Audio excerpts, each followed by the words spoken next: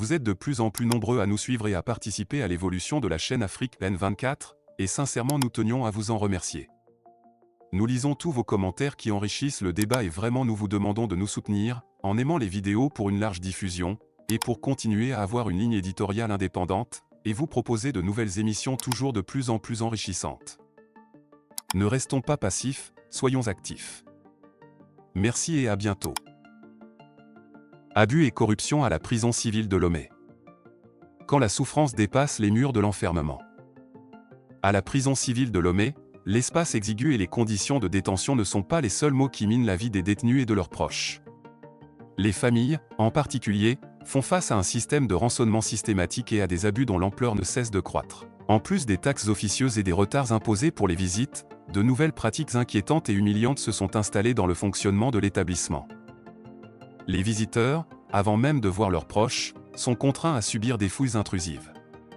Les femmes, notamment les épouses des détenus, subissent des fouilles corporelles poussées qui empiètent sur leur intimité. Ces fouilles, souvent justifiées par des prétextes de sécurité, sont en réalité vécues comme des humiliations répétées et injustifiées, créant un climat de peur et de méfiance. Les proches des prisonniers, déjà fragilisés par l'incarcération de leurs proches, doivent supporter cette humiliation additionnelle, dont la nature arbitraire choque même certains gardiens.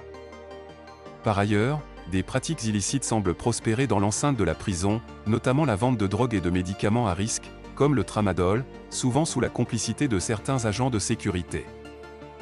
Le commerce de ces substances, interdites mais disponibles pour ceux qui peuvent payer, alimente un marché noir florissant au sein de la prison, affectant gravement la santé et la sécurité des détenus.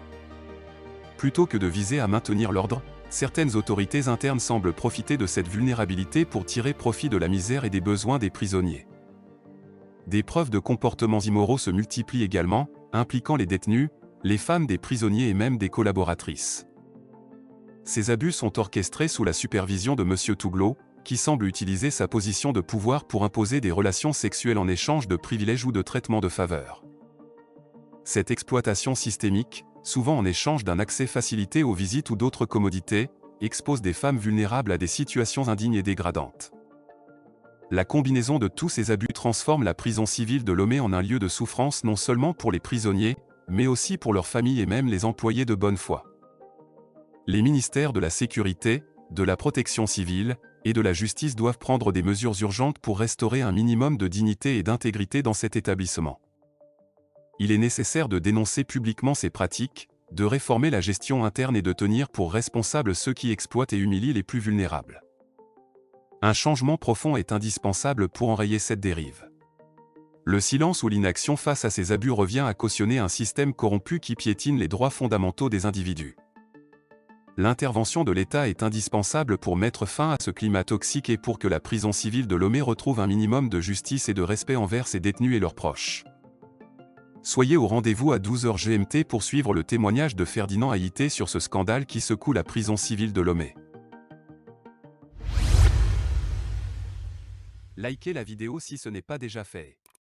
Laissez aussi votre point de vue en commentaire. Abonnez-vous et cliquez aussi sur la petite cloche de notification pour ne rien rater de nos prochaines vidéos. N'oubliez pas de partager aussi la vidéo et de la liker.